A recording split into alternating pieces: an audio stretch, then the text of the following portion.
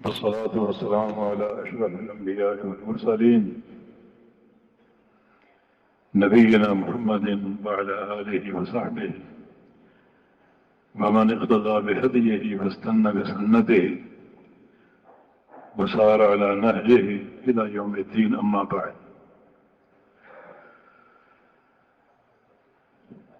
اس وقت الیکشن کا دورہ ہے اور ہر جماعت اور ہر نمائندہ اپنی تشہیر کے پروگرام بنا رہا اور خود اپنی تعریفوں کے پل باندھے جا رہے ہیں.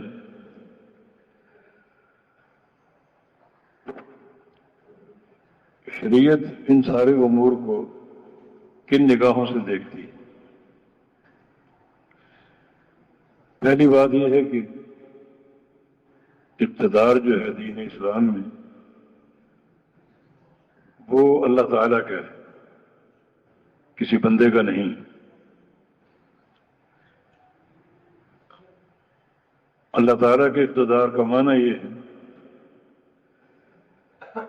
کہ اللہ تعالیٰ کی حاکمیت قائم کی جائے، نہ کہ کسی بندے کی، جس کا مطلب یہ ہوگا کہ اگر آپ کو اقتدار مل جائے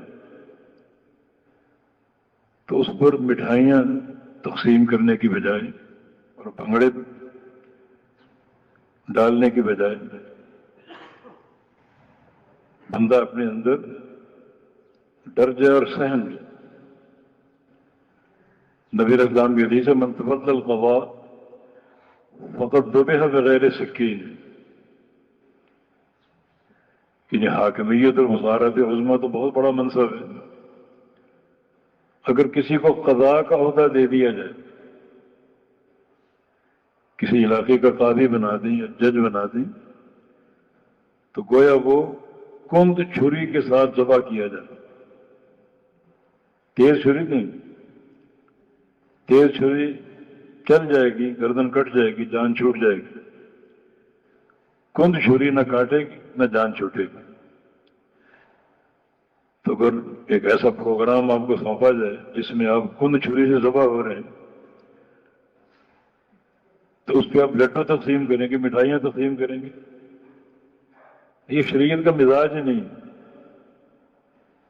کہ اقتدار کے حصول کے لیے بندہ کوشش کرے، اپنے آپ کو خود پیش کرے، خود کرسی کا طالب ہو. اور مسعشر رضی اللہ عنہ کی روایت کہ دو بندے یمن سے میرے علاقے سے آئے اور کہا کہ ہمیں نبی علیہ السلام سے ملوا دیں، آپ چلیں ہمارے ساتھ. تو میری قوم کے بندے تھے، اسلام قبول کر کے آئے تھے، تو میں ان کے ساتھ چل پڑا. جب وہ پہنچے تو انہوں نے کیا کیا، نبی علیہ السلام سے عہدے کا سوال کیا کہ ہمیں کسی مقام کا گورنر بنا. وہاں کہ میں اپنے تو بہت بڑا شرمسار ہوا کہ وہ تو صرف ملاقات کرنا چاہ رہے تھے اور یہاں بات دوسری نکلی. آپ نے کیا فرمایا کہ انا لن نستعمل من ارادہ، جو بندہ کسی عہدے کا طالب ہوتا ہے اسے ہم عہدہ دیتے ہی نہیں، جاؤ یہاں سے، نکال دیا ان کو. یہ دینی مزاج ہے.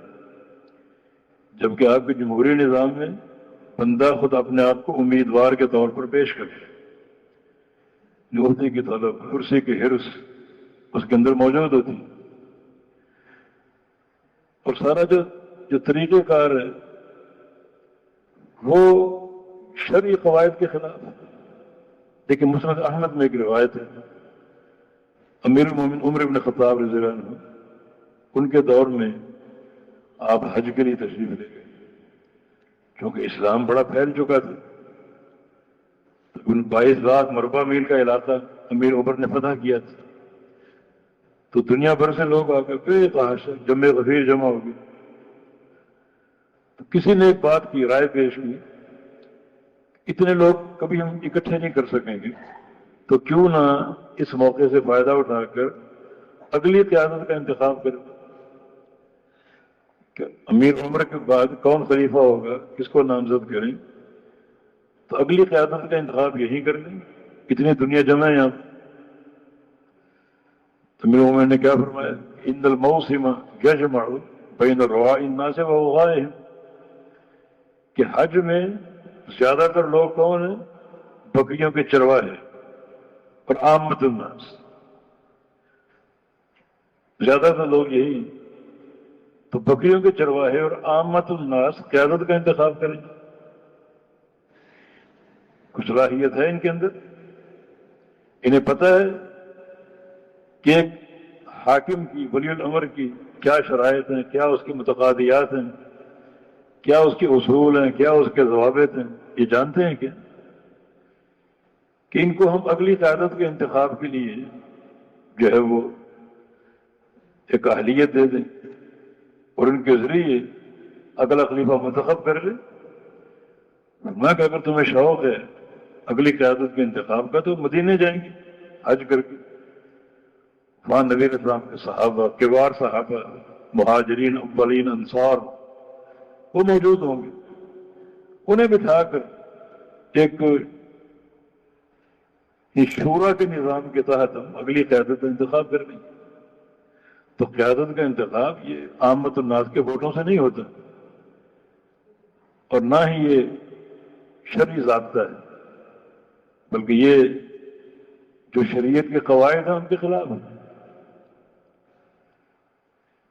تو اقتدار جو اللہ تعالیٰ کا کسی انسان کا نہیں، اور ایسے انسان کا تو ہے ہی نہیں جو اپنے آپ کو اقتدار کے لیے پیش کرے، مجھے وزیر بناؤ، مجھے وزیر اعلیٰ بناؤ، اور مجھے جو ہے وزارت عظمیٰ دی.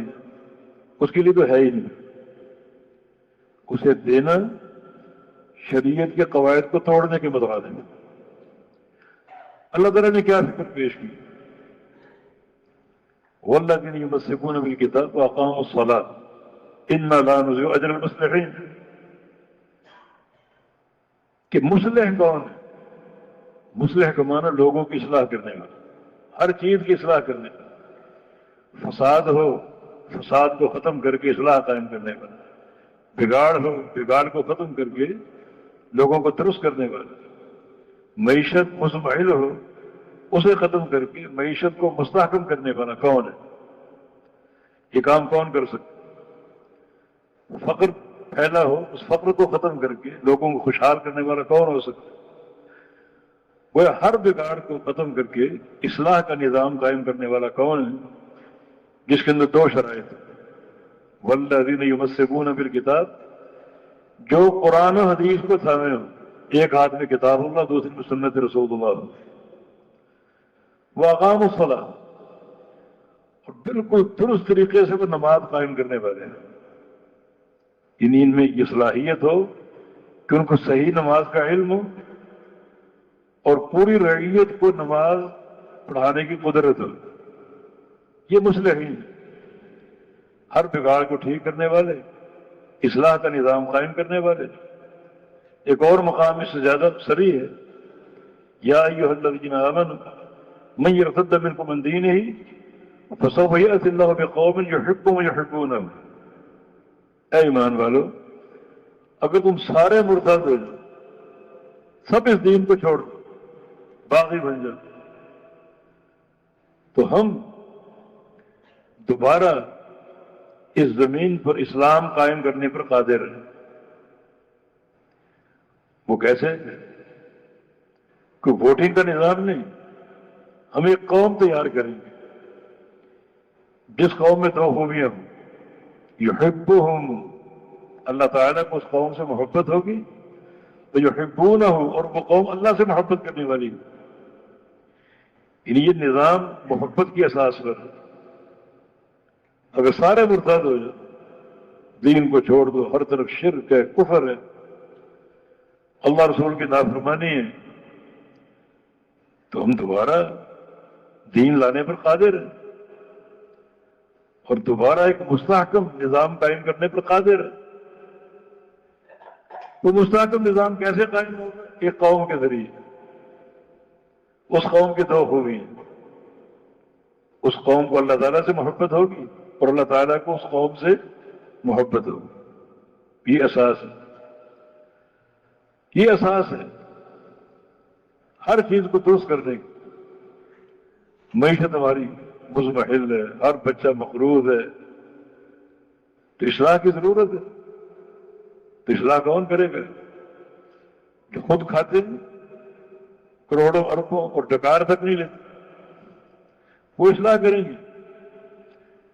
سارے آزمائے ہوئے لوگ وہ اصلاح کریں گے نہیں. ایک قوم تیار کرو، اس قوم کے لیے محنت کرو، دعوت کا مضبوط نظام ہو، اور اللہ تعالیٰ کے لیے مشکل نہیں. وما یعلم جنود ربک الا هو، تیرے رب کے لشکر اللہ ہی جانتے، تم نہیں جانتے. تم ظاہری امور کو دیکھ کے فیصلہ نہ کرو، معاملہ اللہ پر چھوڑو. اللہ نے جو نظام دیا ہے اس نظام کو ترویج دینے اور اس کو قائم کرنے میں لگ جاؤ. بس یہ نہ سوچو پتہ نہیں کب یہ کام ہوگا، اور پتہ نہیں کب یہ جماعت تیار ہوگی، اور کب یہ نشست ثانیہ ہوگی، اور کب اصلاح ہوگی، اور کب نہیں. یہ تمہارے سوچنے کی چیز ہی نہیں. رب تعالیٰ کے لشکر رب تعالیٰ ہی جان. وقت آنے پر پانی کا ایک قطرہ اللہ کا لشکر بن جاتا ہے. قوم نوح کی مثال آپ کے سامنے. وقت آنے پر ایک چیخ ہی اللہ کا لشکر بن کے قوموں کو ملیا میٹ کر سکتا. آندھی اور ہوا اللہ کا لشکر بن کے قوموں کو ملیا میٹ کر سکتا. اور وہ قصہ آپ کو یاد ہے غار ثور کا، ہجرت کے سفر کا. دو شخصیتیں نبی علیہ السلام ابو بکر صدیق رضی اللہ عنہ غار ثور میں چھپ گئے. غار ثور میں ابو جہل تعاقب کر رہے، کھوجی اس کے ساتھ ہیں، قدموں کے نشان سونگتے ہوئے آگے بڑھ رہے. اور کھوجی بڑا ماہر تھا، وہ قدموں پر لیتا اس غار تک لے گئے اور کہا کہ میرا تجربہ یہ کہہ رہا ہے کہ یہ دونوں اس غار کے اندر ہیں، قدم اس غار کے اندر جا رہے ہیں. اور اللہ نے ایک لشکر تیار کیا جس کے ذریعے ان دو شخصیات کی حفاظت کی، بچایا ابو جہل سے. اور اس کے ہاتھ میں دو دھاڑی زہر آلود تیار تلوار سے، اس کو زہر پلایا ہوا تھا اس تلوار سے. لشکر کیا تھا؟ لشکر اوہن البیوت، دنیا میں سب سے کمزور ہے مکڑی کا جال. ان اوہن البیوت لبیت العنکبوت، سب سے کمزور گھر مکڑی کا. مکڑی کے جالے 1000 بن جائیں، آپ ایک انگلی سے ان کو توڑ سکیں. سب سے کمزور اللہ نے حفاظت کی. سب سے اعلیٰ شخصیتیں کون ہیں؟ ایک طرف افضل الانبیاء اور رسول محمد مصطفیٰ علیہ السلام حبیب اللہ اور خلیل اللہ، اور دوسری طرف افضل الاولیاء علی الاطلاق، ساری امتوں میں جتنے اولیاء ہیں ان سب کے سردار ابو بکر صدیق رضی اللہ عنہ. ان دونوں کی حفاظت کی. دو اشرف اور افضل انسانوں کی اوہن شے سے، کمزور ترین شے سے. اللہ تعالیٰ کی قدرت ہے وہ اللہ ہی جانتا. ہمارا کام کہ جو اللہ کا نظام ہے، جو اللہ نے قواعد ہمیں دیے، ان کے پیچھے لگ پڑے. یاد رکھیں یہ جو سلسلے چل چکے ہیں وقت کا تیار. اللہ کے دین سے بغاوت، اللہ کے نظام سے بغاوت ہے. آپ کے ووٹوں سے کوئی بندہ منتخب ہوتا ہے اور پتہ نہیں وہ شرابی بھی ہے، جواری بھی ہے، رشوت خور بھی ہے، اور قبروں پر چادریں بھی چڑھاتا ہے، تو ان سارے گناہوں میں آپ شریک ہیں. آپ نے چنا اس کو، آپ نے اس کا انتخاب کیا.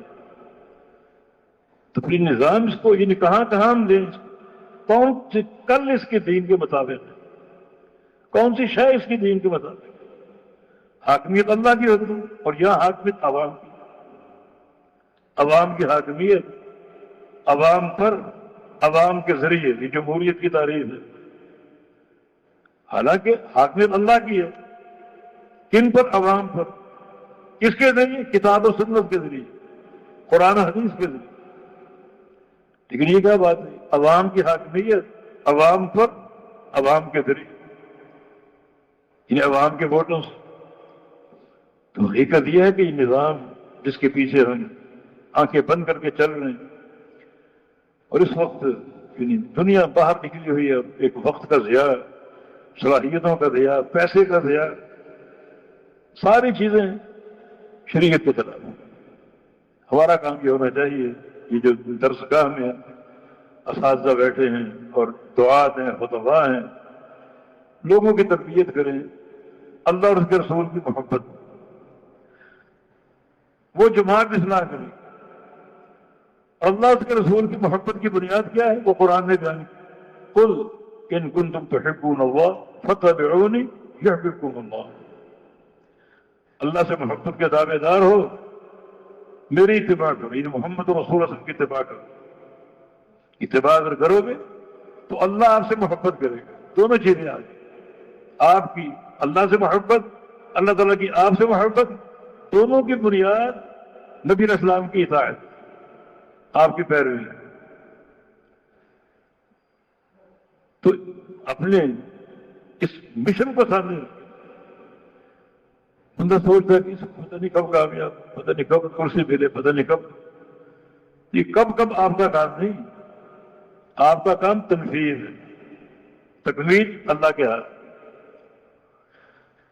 تنفیذ اگر آپ شروع کر دیں، تکمیل ہو یا نہ ہو، آپ اللہ تعالیٰ کے اجر کے مستحق۔ یہ راستہ جو جا رہا ہے، یہ ضروری نہیں کہ آپ اس راستے کو کامیابی سے طے کر جائیں۔ اگر آپ کی موت ہے اسی راستے پر، یہ کامیابی۔ دین اسلام میں اجر نتائج پر نہیں ملتا، کوشش پر۔ کوشش اگر درست ہے، صحیح سمت پر ہے، نتیجہ برآمد ہو یا نہ ہو، اجر آپ کو مل جائے، جس کی دلیل نبی علیہ السلام کی حدیث ہے۔ ایک بندہ جہاد کے لیے جاتا ہے، میدان جہاد میں پہنچنے سے قبل اس کی موت واقع ہو جاتی، اللہ اس کو شہادت کا اجر دے، حالانکہ شہید نہیں ہوا، میدان میں کیا نہیں، رستے میں فوت ہو، تو اللہ اس کو شہادت کا اجر دے۔ یہ دین اسلام کی خصوصیت ہے، جہاں اجر نتائج پر نہیں بلکہ اجر کوشش صرف کرنے پر ملتا ہے۔ ہمارے دلوں میں اگر یہ نقطہ بیٹھ جائے کہ جس جماعت کا قرآن نے ذکر کیا ہم وہ بنے اور وہ تیار کریں، تاکہ عوام الناس کو وہ حکومت نصیب ہو جو اللہ کی حکومت ہے۔ ایک اصل چیز تو یہی ہے۔ نبی علیہ السلام کی حدیث صحیح بخاری میں، کانت بنو اسماعیل تسوسهم الانبیاء کلما ہلاک نبی خلفہ نبی۔ بنی اسرائیل کی جو قیادت تھی وہ انبیاء کے ہاتھ میں، بنی اسرائیل، موسیٰ علیہ السلام کی امت بنی اسرائیل اور عیسیٰ علیہ السلام کی، وہ قیادت عوام کے انبیاء کے ہاتھ میں تھی۔ ایک نبی فوت ہوتا، دوسرا اس کی جگہ آ جاتا، وہ فوت ہو تیسرا آ جاتا، وہ فوت ہو چوتھا آ جاتا۔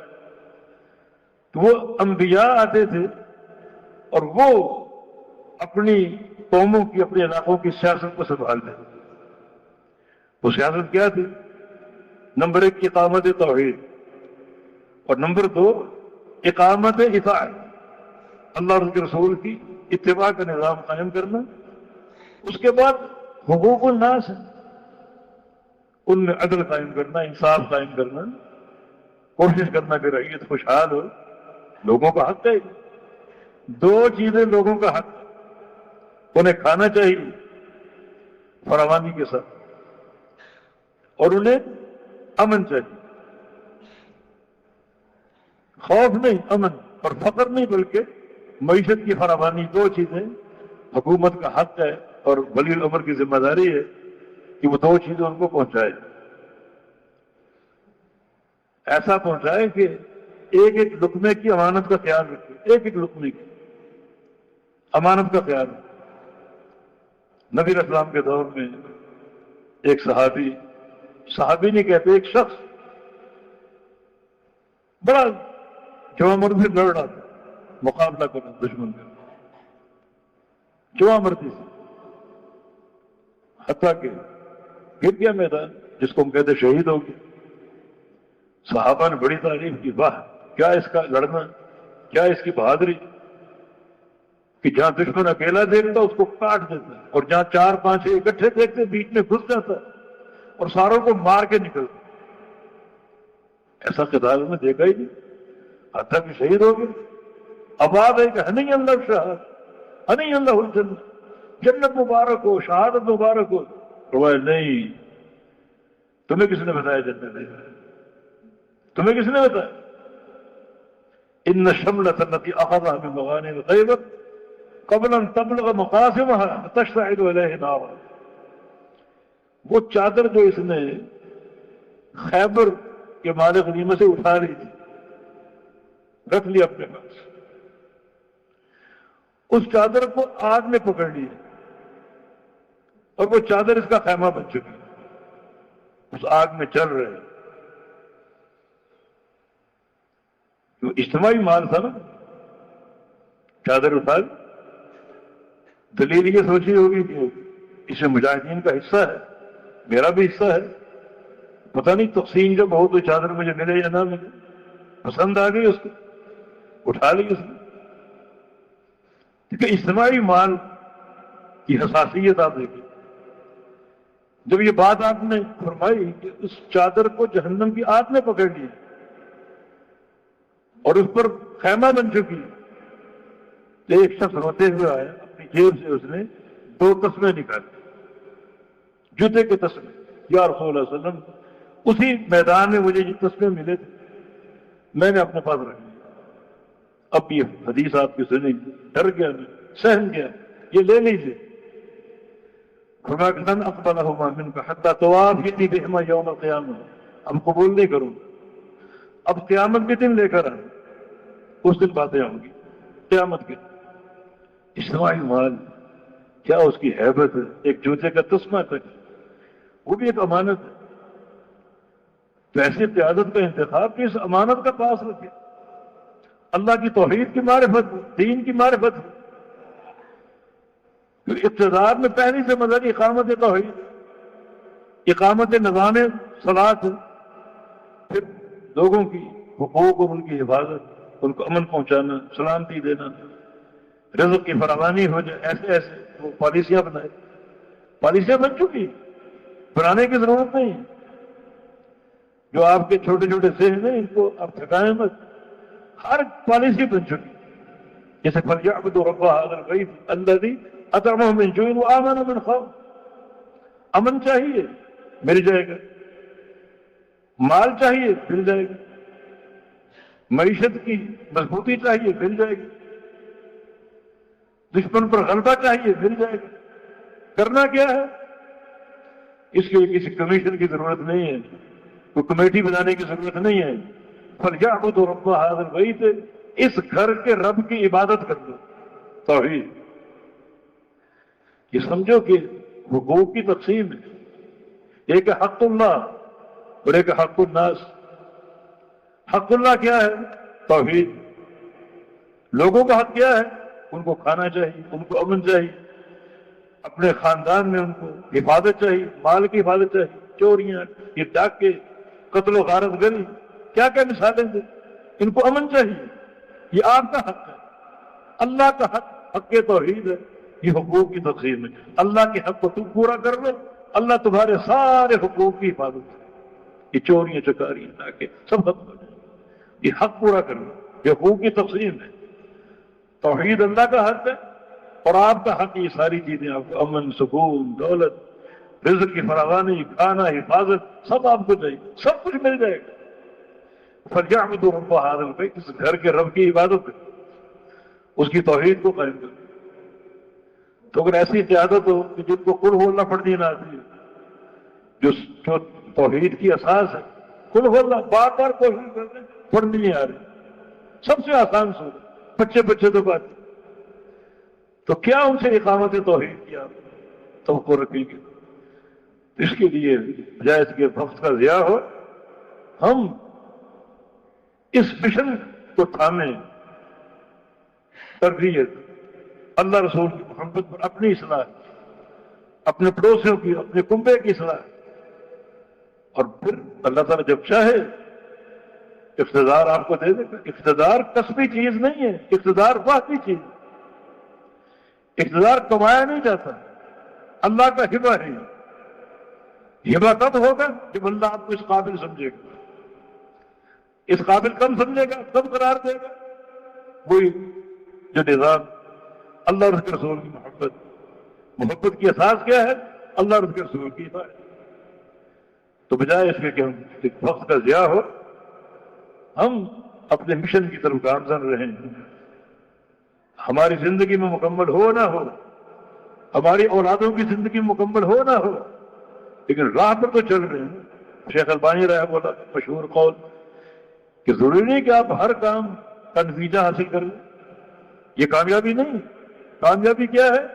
جس راہ پر آپ چل رہے ہیں اسی پر چلتے رہے، دائیں بائیں گھومنے کی ضرورت نہیں، اسی راہ پر چلتے چلتے موت آ گئی، یہ کامیابی۔ اور اگر نتیجہ مل جائے یہ پھر نور اللہ ہو، سب سے بڑی کامیابی۔ تو اللہ تعالیٰ ہمیں اس مشن سے وفا کی توفیق دے۔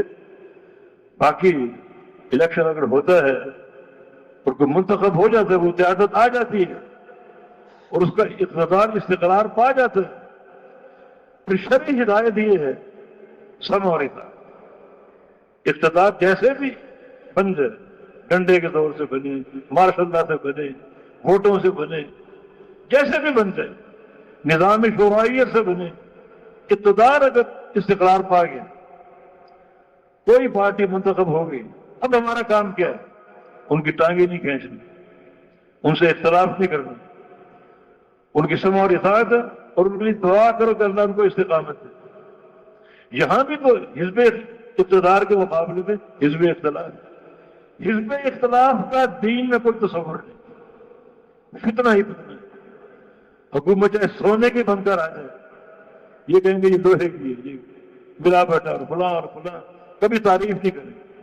حزب اختلاف کا کام حزب اقتدار کو اقتدار سے ہٹانا اور خود اس جگہ پر قابض ہونا۔ کوئی تصور نہیں دین اسلام میں حزب اختلاف، کوئی تصور۔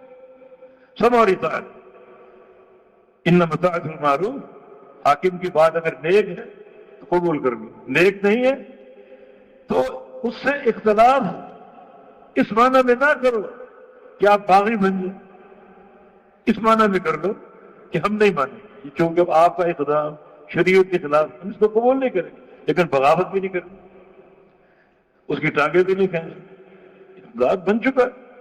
اب آپ دعائیں کریں کہ یا اللہ اس کو سیدھا کر دے، اس کو ہدایت دے دے، اس کو استقامت دے دے، شرعی ہدایت، نہ یہ اس کو ہٹانا، رسہ کشی، ٹانگیں کھینچنا، اور نہ رات سکون نہ دن سکون، پل بھر کے لیے سکون نہیں، چیخنا اور چلانا، یہ کوئی نظام تھوڑی۔ اقتدار بن گیا، اب سمع اور اطاعت، معروف میں اطاعت ہے، ورنہ سمع تو ہے ہی۔ سمع کا معنی بغاوت نہیں کرنا، سنتے جاؤ، اچھی بات ہے تو قبول کر لو، اچھی بات نہیں تو اس کو قبول نہ کرو۔ لا طاعت لمخلوق فی معصیۃ الخالق، جس چیز میں خالق کی نافرمانی ہو اس میں مخلوق کی اطاعت جائز نہیں۔ تو یہ چند معروضات یعنی ایک نقطہ نظر شرعی آپ کے سامنے پیش کیا گیا۔ باقی اللہ تعالیٰ توفیق دے کہ ہم ہر حال میں کتاب و سنت کے ساتھ تمسک اختیار کر لیں، اور جو حقیقی نظام ہے، حقیقی نظام اقامت توحید کے لیے، اقامت نظام صلاحت کے لیے، اور اقامت حقوق الناس کے لیے جو اس کے شرعی قواعد ہیں ان کو ہم اپنا لیں۔ اللہ پاک توفیق عطا فرمائے۔ باقی الیکشن ہوں گے، آپ دیکھیں آپ کے حلقے میں کون شخص ایسا ہے جس میں زیادہ اللہ کا خوف ہے، جو زیادہ آپ کی دعوت کی حفاظت کرے گا۔ کسی ایک جماعت کا تم چھلہ ہونے کی ضرورت نہیں ہے، اپنے حلقے میں دیکھ لو، فلاں شخص جو ہے اگر وہ کامیاب ہوتا ہے تو وہ ہمارے لیے تقویت کا باعث ہو سکتا ہے، حقوق کی حفاظت کر سکتا ہے، دعوت میں مفید ثابت ہو سکتا ہے، اس کو لایا جا سکتا ہے، ایک کوشش۔ باقی اصل چیز یہ ہے کہ وہ جماعت تیار ہو جو تیار ہو کر اللہ کے دین کے ساتھ وفا کرے، اقامت توحید، اقامت جو ہے وہ حقوق الناس، اس پر وہ جو ہے وہ کمر بستہ ہو، تو وہ کوشش ہونی چاہیے، وہ محنت ہونی چاہیے۔ نتیجہ چاہے 10 سال بعد نکلے، 100 سال بعد نکلے، نتائج اللہ تعالیٰ کے ہاتھ میں۔ ہمارا کام اپنے مشن سے وفا ہے اور اللہ کے نظام سے وفا ہے، نتیجہ اللہ کے ہاتھ میں اور توفیق اللہ کے ہاتھ میں۔ بارک اللہ فیکم، وآخر دعوانا الحمد للہ رب العالمین۔